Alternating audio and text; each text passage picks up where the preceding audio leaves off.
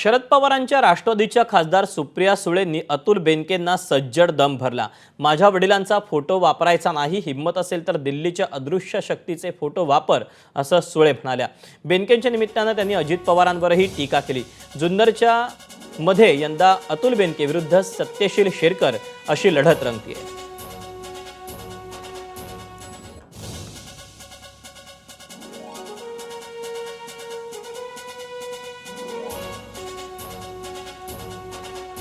त्याच्यात कोर्टाने अजित पवारांना सांगितलंय, कोणी सांगितलंय मी म्हणत नाहीये, कोर्टाने अजित पवारांना सांगितलंय की स्वतःच्या पायावर उभं राहायला शिका, शरद पवारांचा फोटो वापरायचा नाही।